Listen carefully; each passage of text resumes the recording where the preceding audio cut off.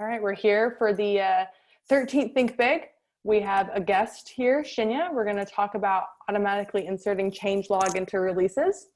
So from a customer perspective, when we went through the prototypes for the releases page, a big request that they had was a flexible approach for automatically generating release notes. Some users want to take descriptions from issues and insert that into the release notes. Some people wanted to use Git tags. Others were wanting to use commit message from merge request.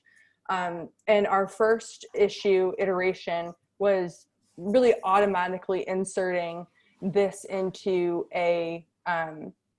into the release object, the release notes object, from a GitHub repository called Learn a Changelog, which is merge requests containing specific labels and automatically producing a list of changes from that. I believe the runner team has something configured in this method, which is what we were initially going to approach it as. One of the downsides— labeling to issues or merge requests? Yeah, labeling merge requests. Merge requests, okay. Mm-hmm. So it's really similar to the issue that you linked in that the source would be the merge request in both cases. We also have another issue floating around about the Git tag, and taking the tag message as an evidence of change and recording that and inserting that into the release notes of the release. So 3 main approaches that people have communicated to us, and they would like it to be still flexible in the release notes text box on the releases page to be overridden, like if they wanted to clear it out and copy paste a formatted text option. So that was another sort of acceptance criteria. Would love to hear your thoughts and if there's any other questions that you might have about what we've heard from users on that.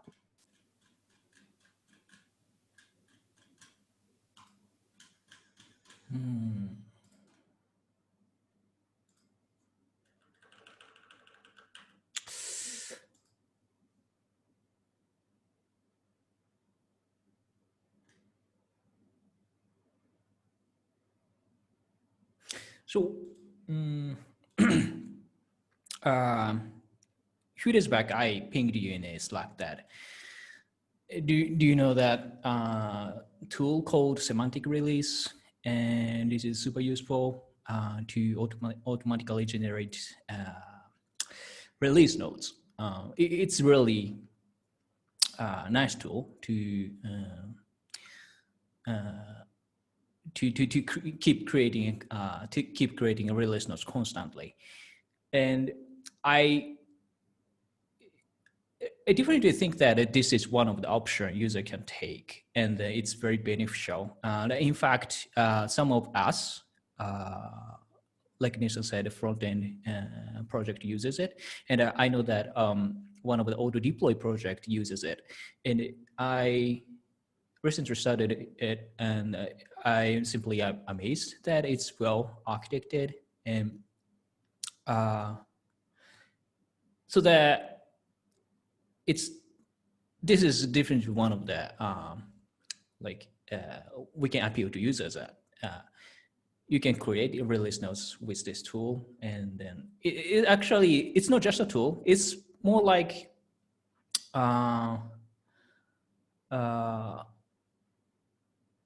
development practice, or like a commit message practice. So with this tool, users have to keep commit message consistent. Like each commit message has a type of change, for example, feature or fix or the breaking change or documentation change, etc. And then they add the body explanation of the change. And the tool, the semantic release, is going to collect all of the messages and then like smartly detect what message has to be included in a specific tag. So the tag generated by Semantic Release includes all of their the changes, all of the commit messages user described, and it's well summarized in a release page. So maybe I can show you an example.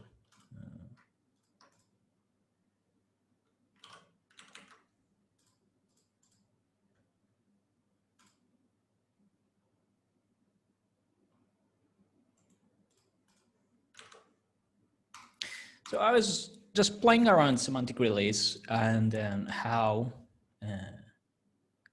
release node is created. And so like I created a bunch of commits, like there's a specific convention that it has to start, the commit message has to start from the change type, in this case, with the future, and then the title or explanation for the change. And then the commit message is automatically included like this, as a release node. I forgot that commit, where did that commit went, but these release messages, like this one, the futures breaking change was this one. Everything was generated by Semantic Release, the tool. I didn't do anything else. And this already looks nice because release manager do not care about anything. Like they need to manually generate the this text message.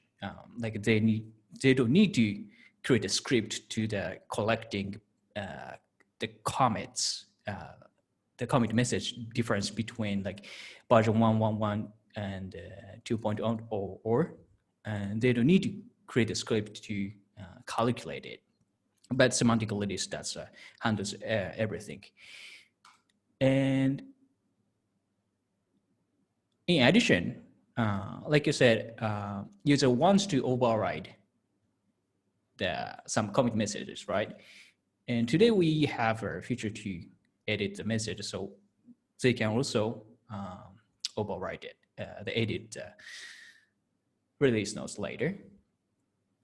So this is, I think this is a good point. Yeah, we do have in our tech evaluation, evaluating semantic releases as the tool of choice here. So I think it's really cool to see you demo this because it really is, we know that it works and we could implement it. Nathan, do you have any thoughts on this? I know that you created that add first class semantic versioning to releases. Would love to hear your perspective too. Yeah, that could definitely tie into this. That idea was about just being able to understand that version as a semantic release. And then we could do things like even on that page that Shinya just demoed, for example, version 1.3 appeared above version 3, which is because it was published after. But if the application could understand how semantic release works, it could sort them based on the major version, minor version, and stuff like that. So that's what that issue. So I wouldn't say it's the exact same as implementing something like semantic release, but it definitely is related. Perfect. Just wanted to make sure I didn't leave anything out in our discussions there. Thank you. Sorry.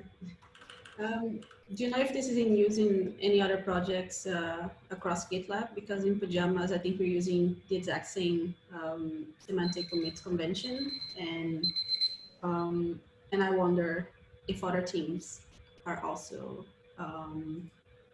following the same approach. I'll post in questions and we can share in development and see. Can do that right now. Off the top of my head, no, other than the ones that we've linked.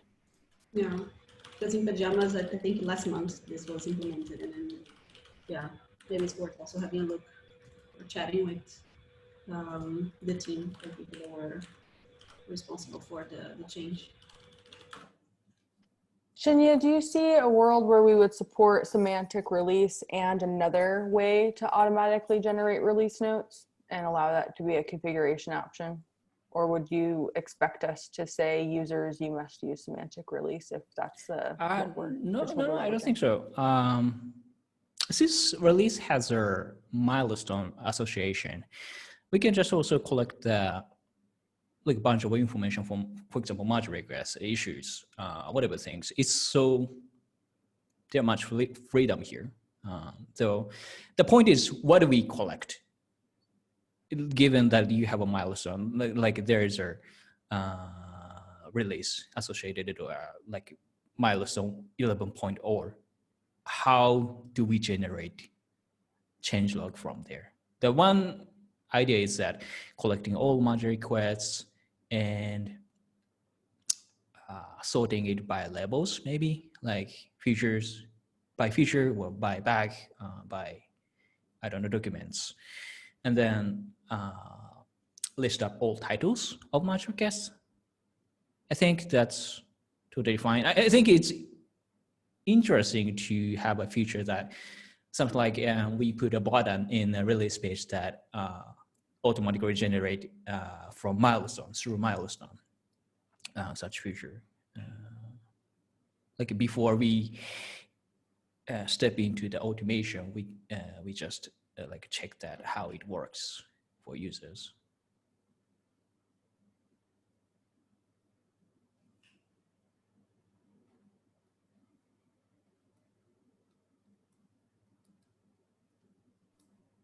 I do know that there's larger enterprises that have their own scripting and tooling around tags and generating like an aggregator, I think is what T-Mobile calls it, for example. And they have like a job that just collects all of the titles of the merge requests and they link the merge request. And then sometimes they provide other details like issue descriptions if they're using issues. Some teams do, other teams don't. So what I don't want to do is implement an auto changelog that then breaks somebody else's scripting that they have. I would like to avoid that. Like, do we have a, for example, dog fooding issue for like GitLab project? Like we have a very own changelog generate script, right? The workflow.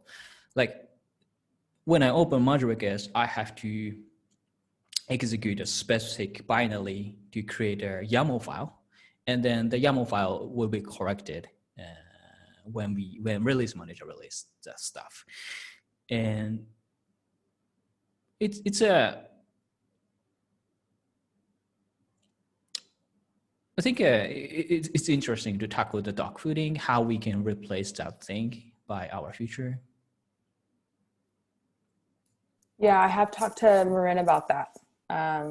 That's something that he has a lot of hopes for because he thinks it's pretty manual and painful for their organization right now to manage. So I agree that this is why it's a top priority for us because it's a quality of life feature for release managers, which is the persona that release management is tackling, obviously. But then there's like the technical build managers that there's cruft that we're trying to remove from their job. And this copy pasting from either merge request titles, merge request descriptions, issue descriptions, commit messages. We just need to eliminate it. And it's trying to find the path to the quickest adoption internally. And from Marin's perspective, he says, you know, we could use a tool or we could use just Git tags. It really will be like an enforcement across the company though. We do have an issue about making use of the releases feature though. We can create a specific one in regard to release notes and start documenting more around that if that would be helpful.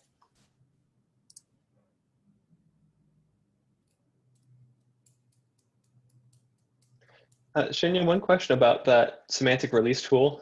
When you were setting it up for that demo project, did it work pretty well with GitLab? Like, did it just plug right into GitLab, or is there anything kind of specific you had to do tweak it to work with GitLab? Not big tweak. Just like the semantic release by default, it's configured for GitHub. So you need to add a configuration file for semantic release that the tool has to use GitLab, it has to connect to GitLab. And then like basically the configuration file is just, I don't know, 5 lines, and that's it. It works smoothly. It worked smoothly. Sweet. Okay, cool. What I like in semantic release was that like incrementing versions by commit changes. Like when you introduce a breaking change, the automatically major version is incremented. If you ship a feature, then minor version is incremented. And then if you ship a fix, then revision, the patch version is incremented automatically. And I think this is really clever idea that works for a lot of organizations. I'm not sure if it fits in GitLab. Like it's super huge project, and it's the release process is like so complicated. And then, but like for small projects, like they just want to start using releases. It's a great tool that they can just release their projects nicely with just a few configurations.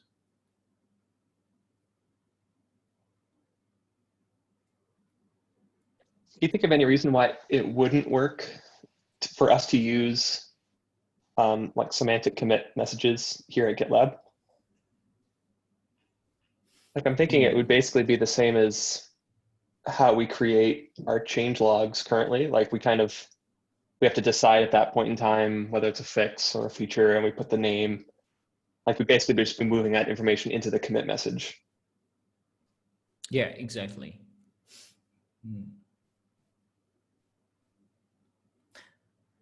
Like there are so many manual stuff here.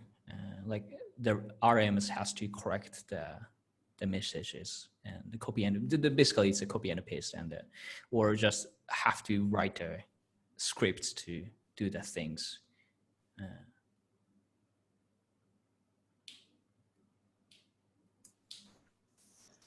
We could start with like the runner team who has scripting right now without semantic release, and consider like adopting semantic release from a dog fooding strategy approach. And that's a smaller, more local project. And then of course we can use it for pages and release CLI. So I think we can have like 3 projects that we could adopt semantic versioning across to test the use cases. I am a little worried about like from an internal like GitLab organization, the change management there. I don't know like how hard it will be for Murren's team to transition this, and if all the teams or all the developers are okay changing the way that they write commit messages, because that's what we'd be asking, right? For the adoption of semantic release is change the way you write commit messages. Yeah, so that's a So actually, that's a good point that the semantic release actually follows conventional commit. There's a very descriptive web page. Wait, hold on. I'm going to show you.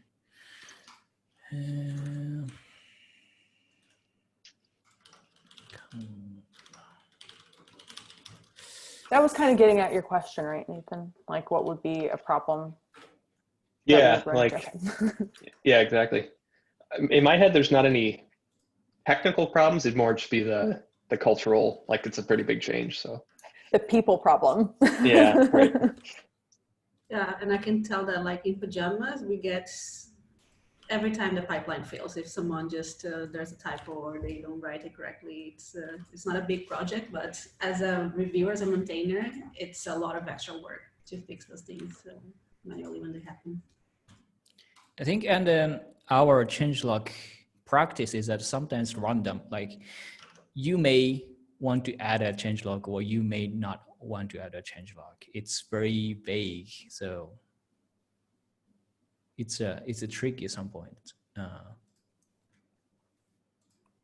And I've heard so many different ways when we interviewed users about this as well, on like how they want to generate release notes. And I think we just need to commit to one direction that works and test it internally, and then offer the ability to turn it off, so that if you want to use your own script or want to do something else for generating either versions or release notes, we can do that. The benefit of semantic versioning is that's one tool, right? You get the increment of the version and the release notes. But other customers may want to generate semantic versioning in a different way, especially if they aren't using semantic versioning as a nomenclature. If they're using a different versioning schema, then they may want to separate release notes from that method. But I mean, of course, you can override all of that either by scripting the API and changing the name, or going in the UI and editing the name. It's just, how do we reduce the friction of adoption? I think it'd be really cool if it was kind of on by default, that if you start a new GitLab project and you just started committing with semantic, like conventional commits, then we just magically started creating releases based on that. Like that was kind of a default setting.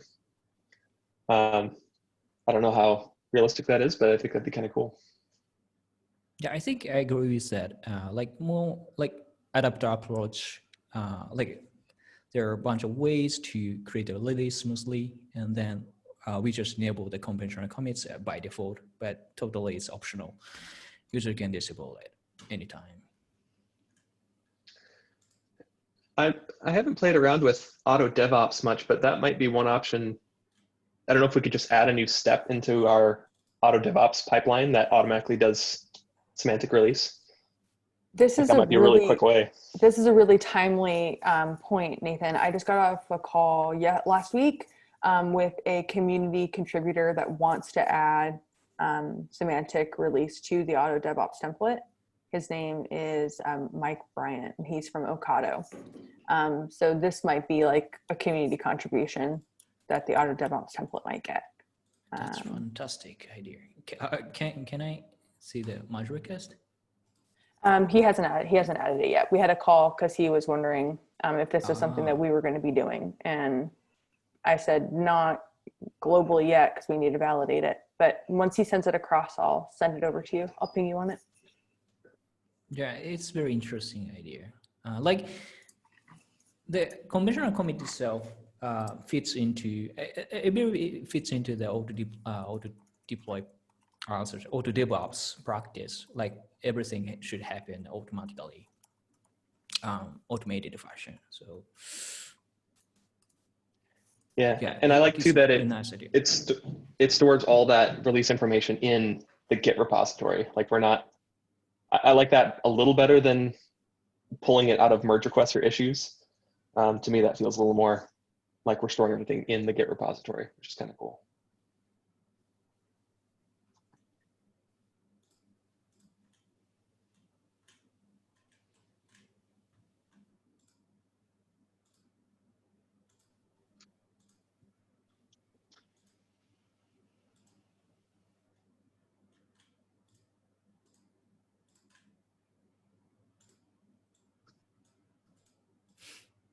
I just have a question on the release feature that today, how can users set the milestone to release? Only API? They can do in the UI and the API. Okay. And then they'll be able to also use the release CLI to do it too, if they wanted to use the actual tool.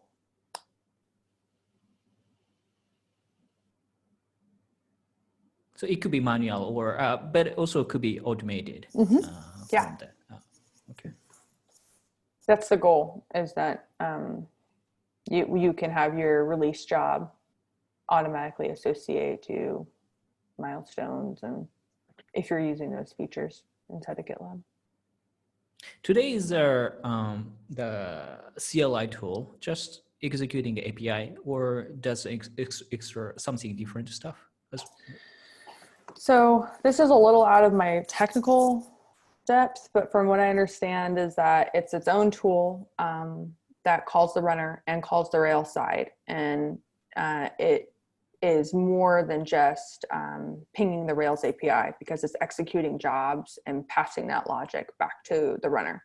So it's doing more of the heavy lifting than the Rails side typically would be doing. I can send you the project and doc. I'm sure you've seen it before, but that's my understanding, is that it has like two sides of it. Yeah, so the very beginning of this story, I was involved, and then like from my knowledge, it was just calling the Rails API. But I was just wondering if like how much feature it has today. That changed a little bit because we needed to extend it to have like a specific steps in the YAML file, so that the runner could parse it. So we needed a parser for those jobs, and then for the release job, and then to send that to the runner and without taxing the Rails side.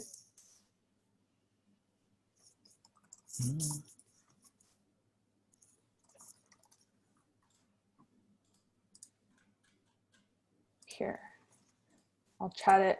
This is the README for it. It's nearly done. We're testing it with the runner side right now from an end-to-end perspective. And it has its own like Docker image, and then it'll have other images in the future. But you'll be able to use the YAML file to generate a release, but you can also curl the CLI directly. Yeah, that's cool. It's a little bit lighter weight than the original implementation design from a how heavy it would be on the Rails API.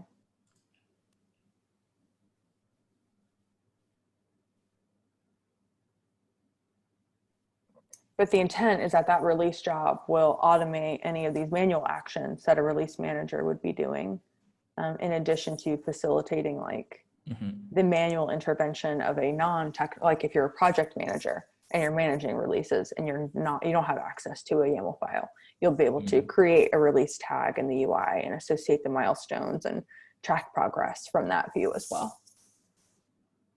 Yeah, and that's sometimes cumbersome, like to build the tool chain, the streamline.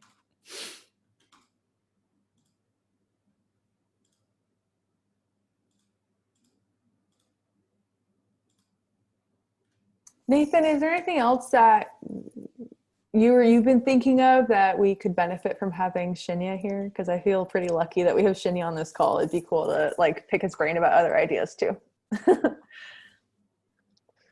That's a good question. Not in particular. I think the main thing was that, was the release notes and then how that would play with semantic release. But yeah, beyond that, I don't think I have anything. Okay. One thing that we're working on with the package team right now is creating a strategy around version dependencies and being able to create a integration between the releases page and packages or binaries that are stored in the GitLab package registry, and allowing customers to publish those binaries for consumption and distribute them to like an Internet of Things, or perhaps as an intersourcing use case. I think that all of these features are sort of related in that if we want the releases page to be able to distribute packages, it would be helpful if those packages were also versioned and if they had their own release notes attached to them. So that's kind of why I'm bringing it up in the context of this conversation. Yeah, so that's like when we try to build a very fast release page, that's already brought up. And like one release could have multiple assets, package, Docker image, and link asset. Unfortunately, we didn't have enough time, so we just shipped link asset. But it's really cool to have binary assets for releases and or just like using the package feature. It's totally legitimate.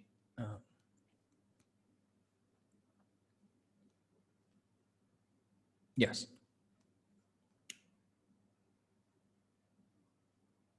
I think one challenge that I'm starting to also be surfaced with is this potential of an endless scroll for releases page. So like lengthy releases, if we do have multiple asset links, multiple binaries, especially if in the continuous deployment work stream where there may be teams that are generating release tags with every commit, which is a push at will model.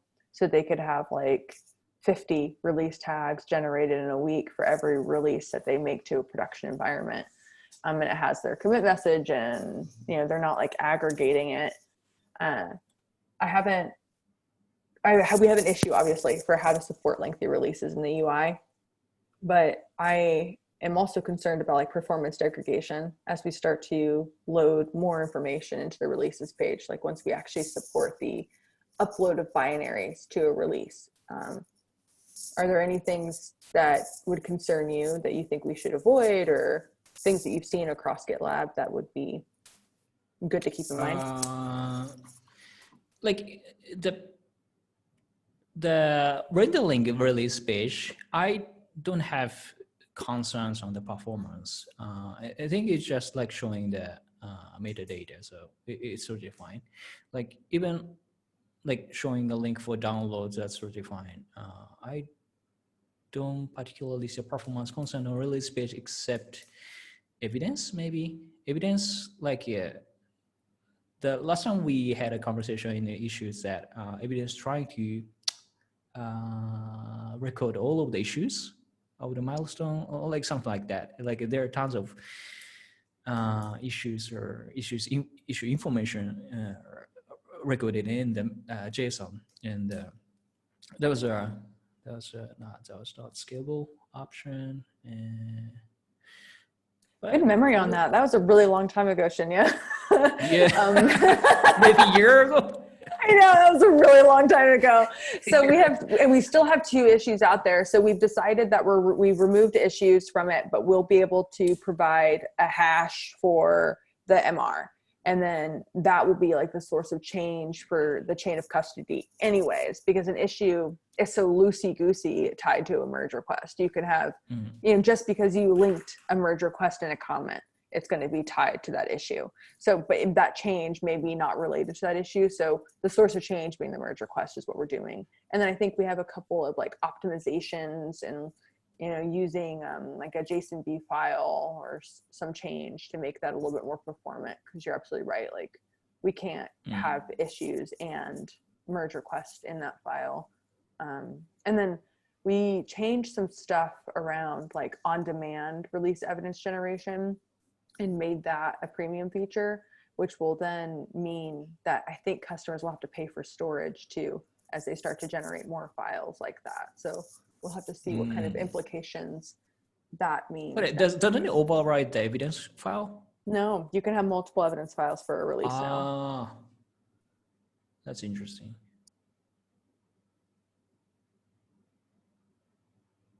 A request that we got was, I have a release tag that I've generated at the beginning of the month, and it was my first commit for my release, and it's targeting a branch, a feature branch that will then merge into master and will deploy to our environment.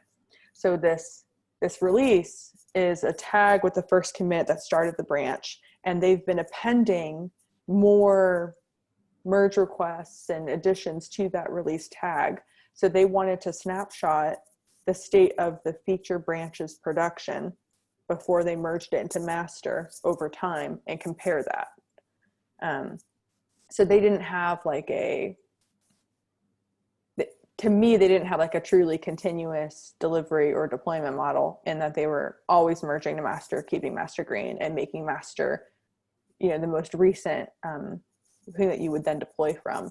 They were kind of creating a staging, ever-changing environment on a branch, and that was going to be their pre-release.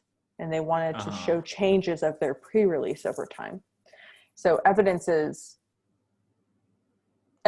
Like this pre-release tag exists only one, and then this like a draft pre-release release is continuously being updated by multiple changes.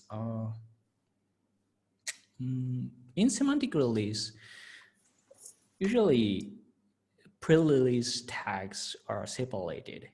For example, if you make a change, like at first you make a pre-release branch, pre-release tag, then it's like version 2.0 dash beta dot 0. And then when you make a new the new change, then like dash 1 dot 1 and a dot 2, the last digit is being incremented. So basically it doesn't update what's published already. It's always creating a new things. So it's as a developer, I feel comfortable with the convention, because what's already published shouldn't be touched. But it's totally up to users. Yeah, it's weird. We've been having a bunch of discussions about how to separate releases from tags internally, and the turmoil of like how the user behavior right now is that I convert a tag if I want to release. Like I add a release note to that tag, and that becomes a release version. But there's a world where there's a release that exists and you associate a tag later to it. And I think that would be very accommodating for these people and organizations that are planning multi-month or quarterly releases where they don't have a tag until they make their last development that will ship to production. It's a legacy style of deployment, really, and kind of reconciling how we want the releases tag functionality to work in support of more cloud native continuous delivery styles as well as legacy. I see like there are a lot of requests from customers, like there are many various types of like is there any like much the percentage of like a type of requests, like the maybe UX research or some sort of things, like how, like 30% of users expecting this kind of feature or 20% of kind of so when I target interviews for our like top 25% of our revenue, which is our ultimate tier, most of them are a hybrid. So they have certain applications that they're supporting for their end users that are more, they get an annual release, but they spend the whole year developing that version on a branch, and then they promote that to production or staging environment, and it's multi-tiered, very manual, goes through many steps of testing it. Or there's customers that are supporting like on-prem versions for their customers, like they're a SaaS provider and they're a non-SaaS provider, they have a single tenant application that they promote out to their customers that they're looking to do. That's a really common use case. I would say at least 75% of the request is, hey, I want to support an annual or quarterly release for my legacy product. And then anybody that's small, medium-sized business, so the mid-tier market, mostly our premium or silver customers and our free users are all about CD, and they just want to tag the version that's live in production today.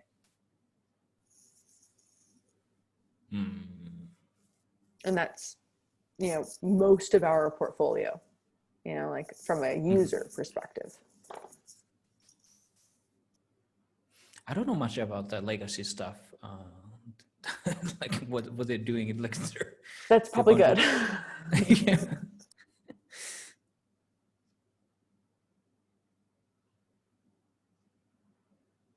Okay, I think we're 3 minutes over. I got so caught up in picking your brain. Thank you, Shinya, for joining us. Thanks. This was a pleasure. It was really fun.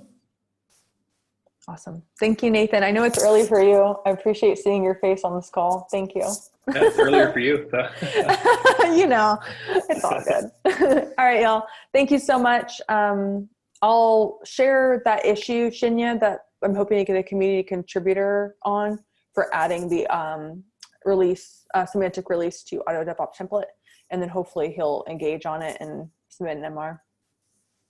Mm-hmm. All right. Bye, y'all. Thanks. See ya.